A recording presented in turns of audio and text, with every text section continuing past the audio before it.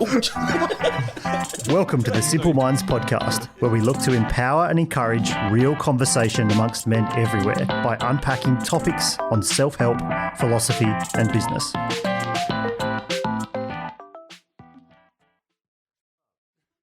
Welcome to the Simple Minds podcast. This is Matt Hannam here, and I'm joined by the crew. It's 2020. Gentlemen, welcome, Mr. Conrad Francis. G'day, Conrad buddy. Francis. 2020. Conrad, what did I say? I said Conrad. Conrad. Conrad. You're a Conrad, all right. Conrad the Barbarian. Mr. Travis Hato. Hi. He's got a haircut. Mr. Who? He's different. Who's this guy? No man bun He's anymore. got no man bun, but he's got a very...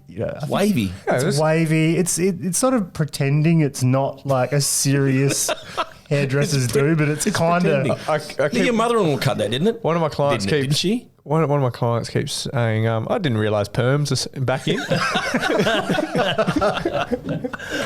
Okay, head to the Facebook page to see the latest picture of Travis's perm. Travis's perm. It's not Whoopi Goldberg. It's and last but not least, Mr. Justin Bourne. Sup? Is that your name? Yeah, that's right. I think so. Happens to be your birthday at the day of recording today. It does. You were going to throw that out already, are you? No, I didn't. Did I? You just I don't know. Who? you idiot. Yeah, why not? So happy birthday. Oh, thank you. Have we got a happy birthday song for him? Yeah, you can sing it.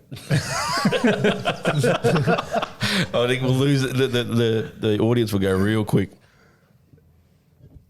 Fair enough. So, On the assumption that they haven't already. I was just waiting. I thought I'd give you a couple of moments to prepare. I thought you were just warming up the vocal We cords. can do the Maryland version. Oh, now brown cow. La la la. All right. Well, if you're still listening, thank you very much for listening past that introduction. And gentlemen, welcome. We're drinking a Fishbone Shiraz Cabernet 2017. Fishbone, this bottle was a gift from a client, which I received, and I thought I would check it out. I don't recall having actually been there, despite its close proximity to where we live in southwest of WA, nor having had this bottle of wine before. So, gents, anyone had this before? Yes. Oh, look at Oh, I've been to their restaurant as well, and funny enough, they serve their Japanese inspired cuisine down at Margaret River there. Across What's the restaurant from called? It's the same. probably Fishbone. Fishbone. There you go. How was it? Yeah, it was good. Very good. Actually, it's really nice. Expensive, but the food is very, very good. And what did you have? Katsu, chicken, curry. That's what you normally get, right? Yep. Fried Yep. chicken. No, they do a really good curry, like the Japanese curry. Yeah, the katsu's really rated here. Yeah, it's top notch. That's now we know why you went there. Check it out. It's one of your favourite dishes of all time. So, cheers, guys. Cheers. Salute. Happy birthday. Oh, thanks, mate. Yeah, thanks, mate. What do you think? You want to do a review? It's nice. It's very grapey. Hello, Marco. Pretty sure we exhausted that in the first 50 episodes. No, I actually do. I don't mind it. It's really nice. Very good. All right, I so like the logo too. I think it's really. it's pretty cool. I do like the bottle, actually. There used to be one called Madfish down there. Yeah, still there. That's still down there? Yeah, That's a bit of a actually, woody aftertaste, got which no- is it's quite got- nice. No, it's got no affiliation. Just sounds. no, I don't think so. Okay. Madfish is part of Howard Park as a Yeah. group, and I actually do buy some of their stuff from time to time. So, gents, the topic we're going to be talking about is how to relax and get things done. Just chill. Just chill. So, It's fucking. the, The blue label, just for further reference, the blue label is We've moved on from the accessible and affordable range. I'll talk to my client. That's the only reason why I told you that. It's the thought that counts, though, mate. Of course it is. That's really nice. That's why I put it on here. So, are you finished?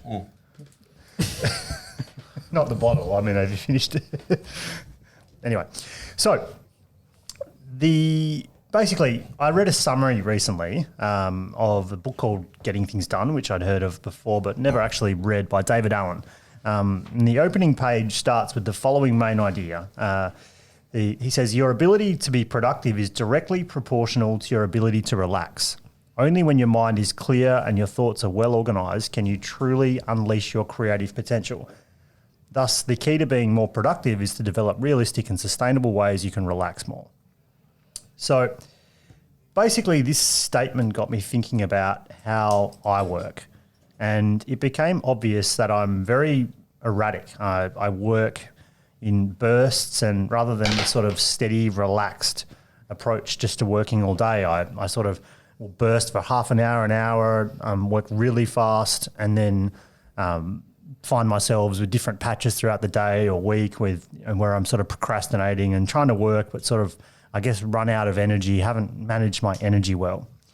So I recently completed some health insurance tests and was required to monitor my blood pressure for 24 hours just to make sure everything was okay. And after the initial test showed a high reading when I went in for the one-off test. When I was observing myself wearing this device, I realized that I accelerated my intensity, breathing, movement, mindset, and definitely my heart rate, and was sort of working at a fast pace constantly, despite doing pretty much office-based work, right? So we're just sitting around generally, but Can get a bit hectic sitting in the chair there, mate. It can get a bit hectic, but I realised I'd done Especially it. when you Get this email. And you've got to pay wages. Eye twitching. Especially when you break your chair. Well, that's Conrad's done that before. It's quite that's called that's like the rodeo version of can this chair handle a Conrad? Conrad. So yeah, I just thought it was really interesting, and clearly I've done this forever. Like, this has just been my approach when I'm working, and I would try and work fast, I suppose, which meant I was to some extent throwing a fight or flight sort of mentality towards every time I started working, which clearly would burn off, and then I was left being like struggling, not being able to flow through just by methodically completing work, I suppose. So, I mean, frankly, it could be it's definitely probably impacting my clarity of thinking. It could be impacting my long-term health, and yeah, it really just got me thinking. Now, originally when I mentioned you guys that this was the topic, Conrad went and read the book Getting Things Done. I hadn't actually read the book. I just got this first paragraph out of the front when I was having a look at a summary. But I can't take credit. I didn't read the book. I just read a summary of the book. Read a summary. You probably read a summary of the book. So anyway, so it's not necessarily about getting things done, but what it has shown me is like, look, well, what am I leaving on the table? What am I not getting done in my habit of sort of working fast, but then clearly at some point I'm burning out, right? So at some point I'm not achieving all I, could potentially be achieving, because I do believe that a long, steady approach would probably be better than a sprinter's approach to, as it is for other things, right? So I guess one of the first questions was, do we feel like you're a relaxed or steady worker or an up and down sort of sprint-based worker? And does that match your ambition as business owners? Are you building towards a long-term vision, or are you in a fast-paced, high-growth sprint? Like, are you in a position that should be fast-paced or not? Conrad, any thoughts? I think. Well, personally, I'm probably more of a paced person these days, but I do play with a bit more time. But I can see where the sprint methodology works. I just think it's probably thwarted when you're sprinting in driving a business versus sprinting in something like, let's say, sales, for argument's sake, which is part of business. I think that's if you're wearing a sales hat in business, and as well as the business leader, you can get a bit convoluted at times. So you've got to be very careful with how you structure your day to sprint where you need to sprint, and to take your time where you need to take your time. I think that's been probably my clearest observation of myself and of other people I work with around me, is that I guess they're just not very clear with the hat they wear at the time when they're doing what they're supposed to be doing. Yeah, I mean, like, clearly some sprint is fine, right? But I noticed that's what I would do almost all the time. But business is a long game, right? Yeah, but business is a long game. but we have bills to pay. So that's the conundrum you have. And idealistically, I think, you know, the book, if you get around to reading it, Matty, even the summary, the first line of the summary even talks about when you throw a pebble into a puddle of water, how does the water react? The answer is completely appropriately to the mass of the pebble and the force with which it was thrown. And I think that is in large the simplistic way of looking at what you're talking about is, okay, well, am I spending the time in the areas that I need to be spending the time in? Am I applying the right pressure and haste to the right things? So am I getting the reward? Because if you're not getting the reward from the time you invest, it becomes very depleting. Does that make sense? Yeah, like personally, I feel like I'm more of a steady worker now. I used to be high paced. I always believed that if I wasn't moving fast, I wasn't achieving things. And probably 2 years ago, I really looked at that. And the kind of the ideology that I or the term was effective over efficient. I was just really efficient at everything. Instead, I kind of tried to flip that, and I was like, well, how can I be the most effective with my time rather than efficient? Because you can be efficient at answering emails, and you've spent the first 4 hours of your day and you've answered all these emails, but really you've done nothing. You've just been reactive. I used to be more that sort of mouse running on the wheel, but now I've really flipped it to be a more steady worker and understand how I can be more effective in my day, whether it's in business or at home, or how that sort of operates for me. So that's probably my my journey, probably in the last 3 years anyway. Is it different between your photography business versus the pewter business? They're both slow burns. Yeah. So you're at the same pace? Photography, I've got to be much more reactive because you're answering a lot more emails. Yep. But, the other business, I'm doing more business development. So it is really more so about the effective than the efficient. When you say reactive, do you not set time aside to answer emails? Yeah, so I try to do my very first key moment things in the morning when I'm the most effective. Yep. So all my business development. So I would suggest you're responding to the email instead of reacting to it coming through the day. Yeah, so for the first 3 hours or 2.5 hours in the morning, because I get in the office quite early, 7:30. Try to do all my B&D for both businesses, anything that really needs to be done, big ticket items while I'm fresh. And then come 10:30, 11 o'clock, when most people just get in the office at 9, I can then sit down. At 9? Your office? Well, no, just in I work with a lot of local councils. Okay. They're all in 8:30, 9 o'clock. Council workers. Love you guys. It doesn't matter that I've waited to 11 o'clock, 10:30 to start responding to emails. So my structure of my day is different. So I'm not so fast paced. So I slow down and become more methodical about what to do. So effective over efficient. So what made you look at it?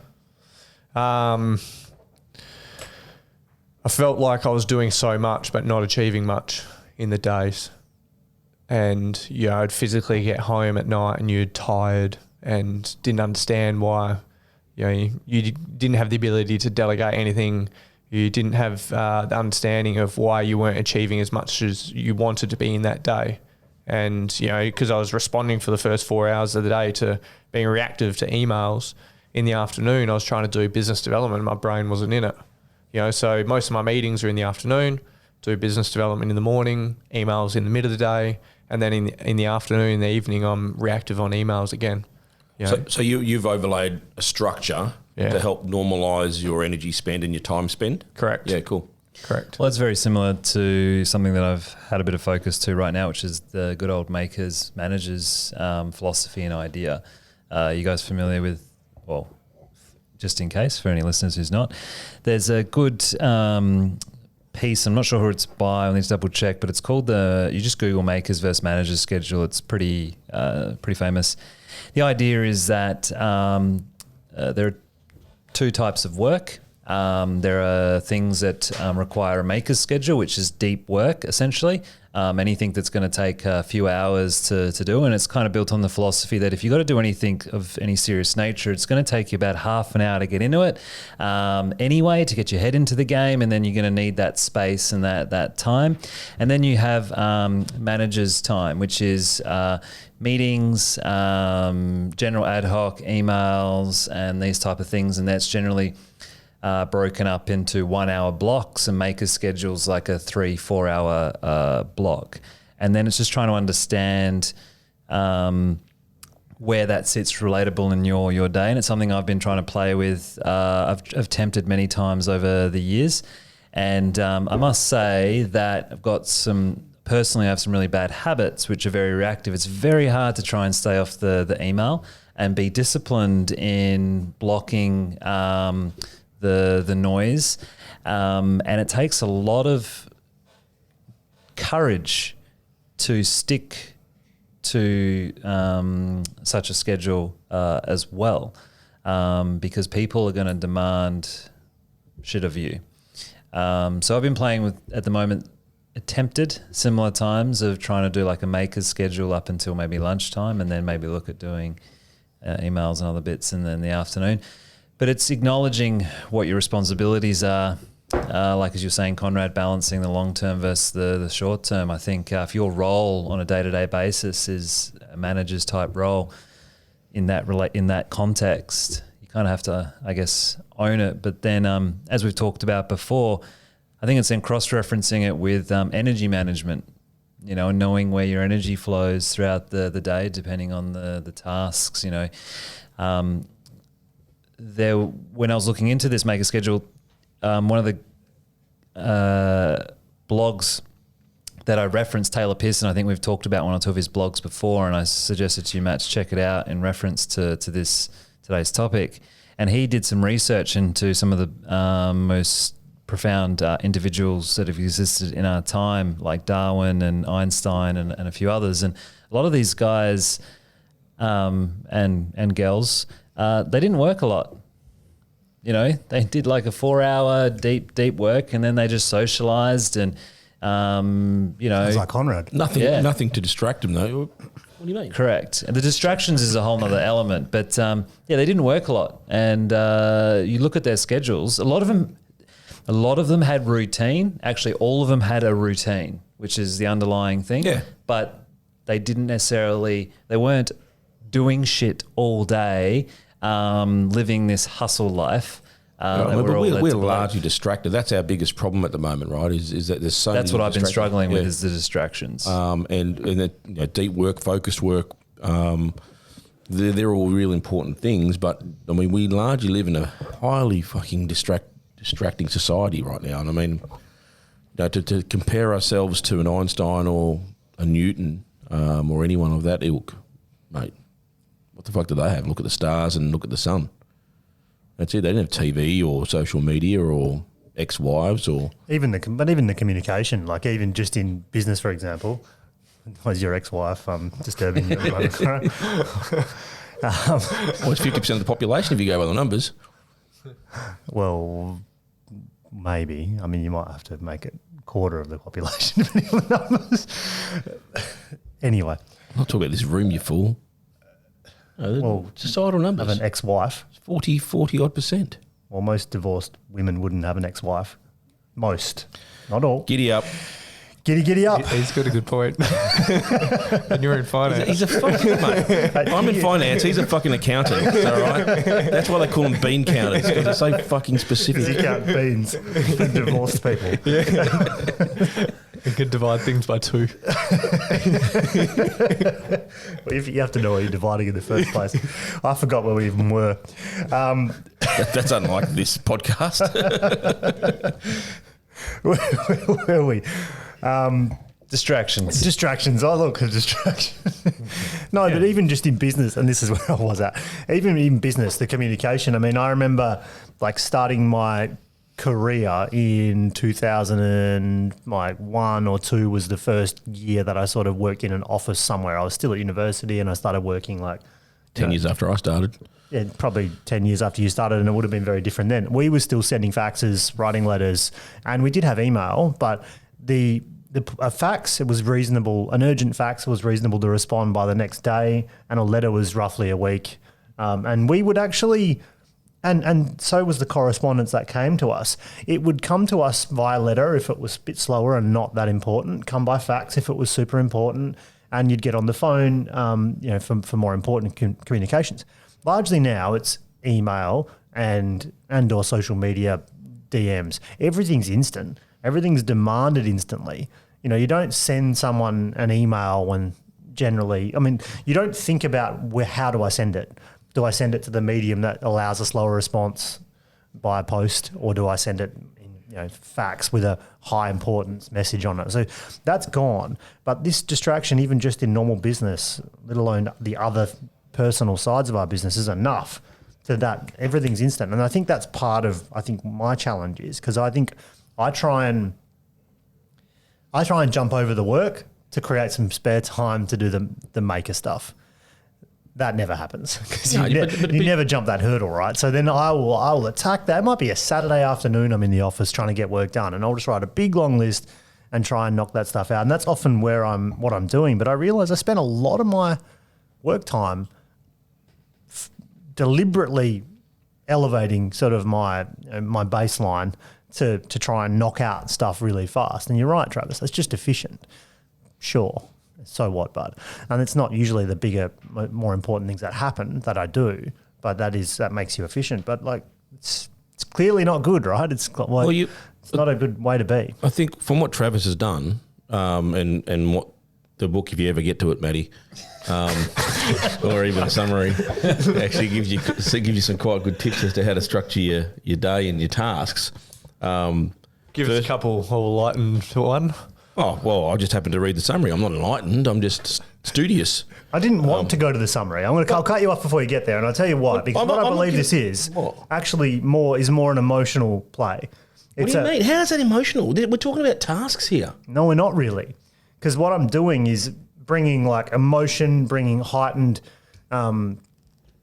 level of application towards it. Because like you say, you even said then it's a hamster wheel, and you get on this wheel and you're trying to get this stuff done, and it actually distracts you from doing the more important things. Yeah, why do we feel the the hamster wheel serves the hamster. Well, that's right, but that's what I wanted to. That's why I didn't go into the book at that before. I this is not talking about hamster wheel. It's talking about human beings. What's the difference? Well, the hamster wheel serves the hamster. All right, it needs that to exercise. And it can't live in its fucking. Human serves a human. Again, read the book. But no, but I get what you're saying, but there has to be an element of structure to allow you to get to where you want to get to, right? The issue with distraction is that it's taking you away from where you want to get to, which then causes frustration and becomes another disserving part. So what part of the emotion did you want to talk about? No, I just wanted to raise that because I think in the startup space, which is where everyone generally has to start if they're going to start a business, but you could be doing this at work as well, as you start with this frantic pace. And the other thing that sort of came to mind is why you jump on the shiny objects, because people are frantically trying to get to that next point before they feel like they've achieved. They forget why they're in business, mate. I mean, strangely enough, I was listening to a Tony Robbins podcast this morning talking about strategic innovation.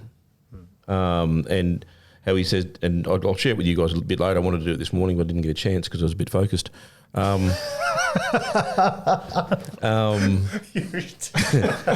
Should we turn his mic off?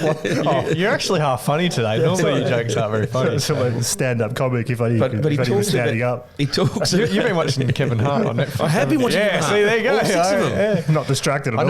I know when Ashby... He's been focused. I know when Ashby's funny because she's been watching comedy shows. She comes out with some good one-liners. He's very good. But anyway, I mean, he's the only guy I know that cheated on his wife and survived it. Or, no, Kobe did too. But what was I talking about? Oh, strategic innovation. Tony Robbins opens up. Tony Robbins opens up saying that obviously we spend a lot of time in business and at work and getting us and our structures right because he uses the 80-20 rule. He goes 80% of success is all about the individual and how the individual sees the world, and so that's why he's focused his whole he says 38 years on the individual in business, and the pillars of finance, family, romance, all that type of stuff. I think he's got 5 pillars there anyway somewhere. I don't know what they are off the top of my head. But I think the bigger issue there has been how much time we spend on ourselves and what we expect from ourselves. Because if business is 80% of what we are as owners, then are we not responsible by not taking care of ourselves and building ourselves to be the production part that needs to happen? And to do that, it's the structure you're talking about. Sadhguru talks about internal architecture. It is that internal work, and it is structural. Well, he talked about this as well. I mean, Do you read the book? Sadhguru's book. Oh, I'm paraphrasing, but he's talked about he's one of many people actually that have been talking about sleep lately, saying you don't necessarily need that much depending on how you manage your I was energy. first to market on that one. I was. You guys fucking laughed at me. Now you want to talk about Sadhguru, talking about you don't need Aren't much you sleep. tracking your sleep right now and you've increased your sleep to like 6.5 to the recommended? Yeah, because I'm on a plateau at the moment. All right. Enlighten us, Okay. Adam. No, it was just talking about the energy management and also then diet management that can just stretch your day so much further if you do that. That's why I didn't dig into the book so much as the concept of it, because I think this is what we do. We very much operate on this like sprint, no time to do things basis where we're trying frantically. Well, let's be honest. We're all making money here in the business, right? No one's not making money. Fair to say? Mm-hmm. Okay, so we're talking about quantum now.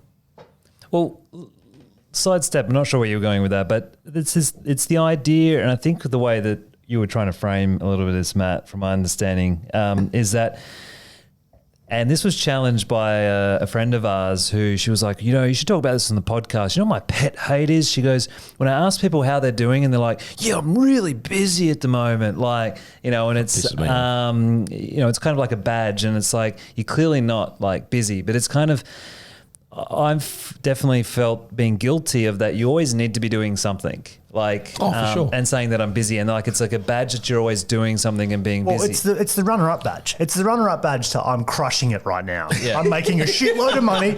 Oh, hang on, I've got no money. I'm fucking busy. I'm real busy. Like, no, but it is. It's the like poor cousin. It's the little like sticker they put in the corner of you after you don't get first, second, third. You're like, you're busy. So it's like a badge, and if you turn around and going, "Oh yeah, I'm doing fuck all," people's look on their face will be like, "What do you mean?" And it's kind of this hustle lifestyle that that's being, I guess, pushed through, and even that, like.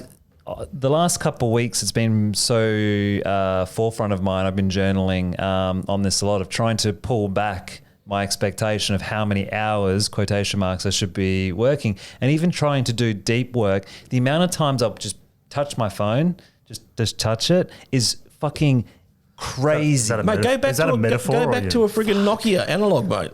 Is that it's not a metaphor. It's not a metaphor. Right. It's legit. But it's crazy. Touch It's the phone. crazy. And like how often you'll just like swipe up on your emails or just open the app or whatever. Fresh. Like to build that muscle, which I've realized is extremely, weak at the moment, takes a lot of work. And I think that's what you're talking about, of that you get in this frantic. And then this is what we joked about last year, is that project took you 3 months and 3 hours. Yeah. And so having just come back from the Pacific, where at one point my phone buzzed me and said, you're God knows what percentage down on your, screen time on your phone at the moment. Cool. You're down to 3 minutes a day. And I was like, wow. Like that, and that was like 90% down or something. But like, it's, And now that you're back? I was happy with 17% down. I'm waiting for it to hit me back, but let me know. But yeah, exactly. And You're moron, you're back up to where you were. I'm probably over it, mate. Probably compensating. But exactly right. JB was hitting the nail on the head. Like we're feeling productive, so that's why we get like caught in that warp of that vortex of being productive, being that hustle, and being that sort of. Then we prioritize that feeling because we enjoy it, and it feels like we're being productive and getting a lot of shit done. But we talked about this on the webinar I had this week with William, how doing a lot of his work, it feels like I'm achieving a lot, which is maybe a little bit situational and synchronistic, but doing less but achieving more. You know, and I think Bruce Lee talks about it a lot, you know, removing the effort and enjoying the result. We actually look at a lot of the greats, and I guess there's that fine line between, you know, like that Mamba Kobe mentality of being in the gym for 6 hours, but then it's acknowledging, you know, and my word for the year, which we haven't really gone into, but we've talked about it in the podcast of, you know, we set ourselves a word for the year, is being of service, and knowing that sometimes you have to pull back to be able to serve. And A lot of the times. and a lot of like, and I'm not sure if we've really talked about the Enneagram a lot here, but a lot of the Enneagram's a profile personality. It's one of the examples. You could probably explain it better, Conrad. But long story short, they can send you reminders about your personality type, and a very common one of mine is just to stop still and stop doing shit with my personality type, and just to, even then when you're trying not to do something, you find that you are doing something, and that could be even just procrastinating, and just literally trying to sit there and creating space, because as we know, through enough references and examples of that, some of the best things that society has today came out of space, like creative mental space, you know, those aha moments, the serendipitous moments, they're in the shower or on the walk, or, you know, where the whole penny drop philosophy with Edison comes from. And when you're distracted, responding to emails all day, and when it comes back to the business, if you're doing that all day, every day, how are you expected to change the direction of the ship, or change the sails, or acknowledge that the wind's now blowing in another direction? Trim the sails for the sailors that listen. My bad. You know, and/or, you know, not resent other areas of your life because you feel like you need to be productive 24/7. That's the alignment thing that you're talking about, right? So when you're doing the work you know you're supposed to be doing, when you're very dialed into why you're doing it, it is energizing. I think it's, and as opposed to depleting. I also think it's a level of self-awareness. There's quite a lot of, I think ego when it comes to business owners of retaining a lot of activities themselves on the field. Irrelevance to stay important. Yeah, to stay important and to feel like that, you know, you're still valued and you still need to be there. And I've been very guilty of that, and the skill of delegating is part of. But there's also a skill you need to learn of when you're delegating. You end up copying a double guilt factor sometimes, because you're then like, you feel guilty, for example, you know, these people are working away, and you're like, oh, I'm sitting here doing nothing. And that's something you have to work through as well and come to terms with. And I think... So you say work through, are you actually working through that at the moment? No, I have over the last it's been a journey, and it's something I've definitely accepted to come to terms with. I've forgotten that feeling, bro. So a hell of a lot more. Like, Forgotten that feeling. yeah, of feeling guilty. Yeah. Oh, I still have that from time to time. Yeah. I've moved past it a lot, and I would say that it's very micro when it comes up now because of the way that far out. I didn't. I'm in the thick of it. So you feeling guilt? Yeah. Wow. If I bail like 2 p.m. on a day and everyone's really working hard or whatever, I'll feel guilt. So just hearing you say that, I'd forgotten, and I can't even remember the last time I did. And I don't know whether that's a good thing or a bad thing. Well, It depends on what you're trying to achieve, right? And I'd say it's probably a good thing. Well, think it's a good- I guilt's think not it's a good thing anyway, right? No, I think being at that level is a good thing, because as prior to this podcast, we're talking about it's not our responsibility on how other people. Well, that's what I was saying to Shane this morning. It was a case of it's our responsibility to give people an opportunity and give them all the tools to succeed, but it's not our job to do it for them. And what I've come to terms with is that, these people are here, just like with, I guess, any team, here to do a role. That's your role. And I think this is something I've learned a bit from you, Conrad, and I guess is that, and particularly my word being service, and not only just you, a few other people that I follow, is that, so good, one guy that I follow, Chris Do, is blowing up at the moment. He's fucking amazing. He's amazing. And he used to share how he used to feel guilty taking a day off during the working week to read. But then you've got then something that I've really resonated and connected with. Well, and I think there's something you do well with as well, Conrad, is that, well, I'm reading so I can serve my people better. 100%. And so then therefore the guilt, like a lot of the guilt that I have felt over the last 3 or 6, so I no longer touch the tools, and I was for a while. I used to feel so guilty for it. Yes, it depends on what you're reading and what you're watching. And if you're going to sit there and watch YouTube and Netflix and bullshit, then yeah, I'll call your bluff. Yeah. But I don't feel the guilt. Can I come back to Trav a bit? Because that seemed like, so where is it sitting with you? Because that seems like it's, I thought you were past something like that. Well, because like delegation is something that I've struggled with, and that's the path that I've really, that's one thing I'm really focusing on this first 6 months of the year. And it's and have you got a structure around your delegation? No, not yet. I'm trying to figure that out. So if you have anything, I'm more than the happy biggest to learn. tip I'll give you is, or give anybody, is to make sure that there's a time expectation on the work you delegate, which means you don't disconnect from it. It means you hold people accountable to a time frame. Okay, so it's a time expectation. Yeah, so you're managing it getting done. You're not doing it. Yeah. Yeah, it's just I guess probably the biggest thing for me to work through is when I'm loading someone up. Am I loading them up too much? Am I giving them too much to do? Like that. Well, you've just got to just become more skilled and look at what you're observing. Yeah. And stay connected and ask questions. There was a recent episode with on Impact Theory with Jocko, and he talks about his way of communicating through that. And I think there's a fine balance of, you need to kind of always keep people in some respects a little bit overstretched. Yeah. Because there's a fine line, and particularly with creatives, and I've had this conversation a lot. I mean, it's with everyone. And we've had a lot of debates over this over the years. There's a very fine line of allowing too much time and not enough time, because space will, fill time. Yeah, space will fill the time you give. So you give someone 4 days, I'll take 4 days. Time will fill space. Or the other way around. No, you're right. Yeah, but it's something that it's a debate we've had with JB, probably more JB than with you over the last particularly nearly 12 months. That's Matt. He's pointing at Matt. Yeah. No, I said with JB. I'm talking at Matt, talking to JB. This isn't the Vine. What's it called? No, never mind. This isn't a sitcom. This is a podcast. Fuck, it feels like it at times. It is. Actually, it's pretty not. close. It's just straight comedy. It'd be better in cartoon form, I think. That's a great idea. Where were we? Time. Yeah, so because the creatives in our group have always talked about creatives being the excuse or the rationale for things being done differently or not being considered in a traditional business sense. But I think we've gotten to the point that you're in the business of being creative, and that's our job.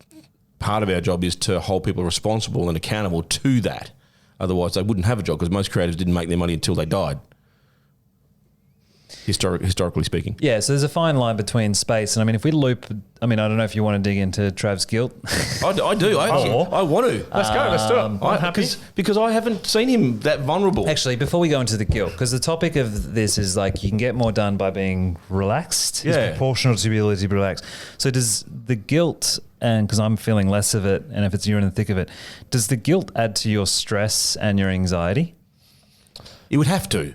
Yeah, but I'm not a very stressful person, so it probably doesn't. It has to. Can I just jump back in? Yeah. Because it is my topic. Yeah. Now, but I'm tied up. You haven't even read the book, mate. No, but I think for me, the two align. Because I think I'm rapidly trying to do a level of work so that I can go do the other things I want to do. I put myself into a fast-paced fight or flight mode because of that guilt, to make sure I'm getting a lot done relative to then all the work I'm dishing out to other people, because I want and expect a lot of them as well, I suppose.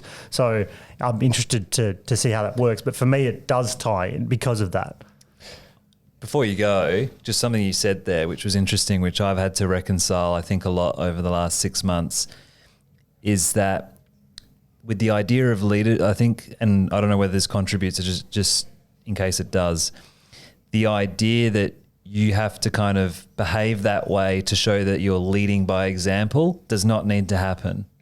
See, that's what I struggle with, because I've always believed in, especially in the business is by leading by example. And that's where the shift in the last, because I know for the businesses to grow this year, that is the one thing that needs to shift and needs to change. And that's what I'm in the thick of at the moment, basically. Because what I've been practicing is that, like, being comfortable that I know that I've done that work previously. And so I don't need to prove myself to them.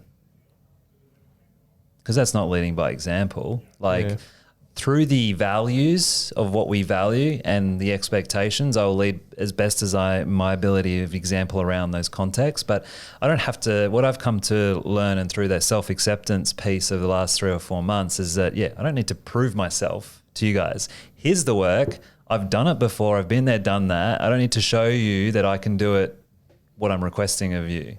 Off you go. See you later. I'm out. I'm leaving the office for 3 days. Peace. So it's also like... You have done a shitload of travel the last year or two, JP. I have. So I know who you are. But it's also like, I guess, empowering your team members to put another tool in their toolkit as well by learning that task. Because if you're doing it all the time, do they ever get to learn that? Well, it's kind of like what Conrad said. And I think you don't leave people in the lurch. You still you still coach them. You got to lead them. And you still got to keep them accountable.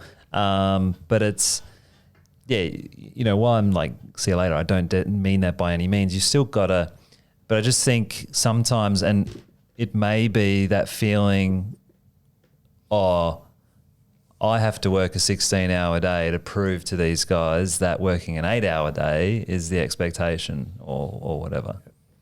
And whether that resonates. Because you do it crazy, Conrad. What's that? Hardly work. Yeah, I guess depends what you call work. I think that's what we're getting to, right? Yeah, it's life. Yeah. Yeah. And I again, I'd come back to that webinar between William and I. Like, he reckons he didn't take a day off in 2019, but he loves what he does. So I think that's the metamorphosis of it all, though, right? That's the evolution that you're aspiring to get through to. That whatever you do, you love. Yeah, but if you can work 5 days a week and have the 2 days off, but it's still actually working that day because you're actually recharging to give yourself the energy to. Well, you're thinking about it anyway, mate. I mean, I don't know who's any. I mean, these guys and I recently just took a week off. I've never heard you say that. Well, I purposely went past it because I knew I had to catch up on some reading and do some stuff. But you don't stop thinking about it. I was over there with a lot of other business owners, well, a few other business owners, or high level executives, and no one stops thinking about it. So I don't know. I think I've got enough people around me that are all either business owners or high level executives that don't have time to think about holidays as what a holiday would be to completely zone out and that resentment to come back to work. I never had that. Well, I guess in some respects, Matt, to me, this sounds like it's just balancing that you're not always feeling anxious and that there's always a to-do list and because when you know that there's 10 things to be done and that just that impacts your productivity. It's that, like I said, that concept of that 3 months, 3 hours to do a job. But there's always going to be 10 things, right? Exactly. And so I guess it's learning to sit with it and I guess maybe we were going to be talking about this in future topics in relationship to time of that, everything doesn't have to be done today and doesn't have to be done tomorrow.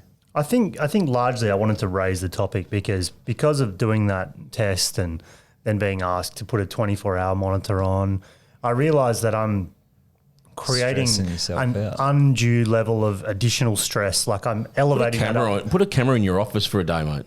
Sure, I'm sure people would watch it. What's it called? The Truman Show. Hamster wheel. What is that? What is that part? I wanted to just raise it because I'm, and especially, and we're not necessarily all in that position, but we sort of all have been, and we're a little different. But I thought of the startup world, and then I thought of things like events we've been to where people have thrown ungodly amounts of money at like a program or something that'll give them this quick win. And I realized it's not that, but I think we just have this desire to like for that efficient piece, to get there fast, quick, 10x, like all these things. And I thought, if the trade-off to that is that you can unduly put additional stress and put a toll on your health and body, then that is a problem. And that's what I got some awareness around. I've made some changes to, and I wanted to raise it as a topic because it was more than the book review of getting things done. It was more about I'll get it, mate. that piece. Yeah, no, I understand it. Being a bit funny. Can you spell facetious? No. Okay, good. I didn't graduate. Oh, I can't spell it either. And you got a degree, you fuckwit. There goes our non-swearing. Oh, yeah, I didn't say anything until then. Yeah, he said bucket. So anyway, I'll wrap it up there. And I guess really just the question for the audience was, are you doing something like this? If not, fantastic. But I realized that I was. And there's just no need for it. It doesn't help me in my actual performance. It doesn't help me in my, in I've got a ton of notes to get through. Well, we're done, mate. Doesn't help me in my health. You can add that to the next podcast. We could have a book review from Conrad Francis on getting things done. That's not your notes anyway. It's just the book review that you've highlighted 3 words. I highlighted some stuff in there. It's just prompters, mate, to talk to. So anyway, that's the question for you. It's time for us to wrap up this one, but I really wanted to raise it more from that perspective, not the content so much, but are you doing this in life? Are you trying to get there too quickly, which I think is part of my problem and why I was doing this, and that doesn't help work, doesn't help life, doesn't help health, doesn't help anything. So that's it. Gentlemen, I really enjoyed this Fishbone actually. For an affordable wine, it's pretty affordable wine. I don't know what that means as such, but 2017 Shiraz Cabernet, the blue bottle according to Conrad, is the affordable range. Well, it's not according to me, according to their website, mate. I didn't fucking make it. Well, I have got some wines coming out though. Okay. Thanks for tuning in. Thanks for tuning out. And we'll see you next time, guys. Cheers. Bye. Bye. See ya. Thanks for listening to the Simple Minds podcast. If you like our show and want to know more, then check out our website at simplemindspodcast.com. If you like, you can even leave us a review on Apple Podcasts or share this episode with a friend. The Simple Minds podcast is also on Facebook, Insta, and for those that like to keep things formal, LinkedIn. So follow us there if you want to keep up with the latest updates from the show. See you next week.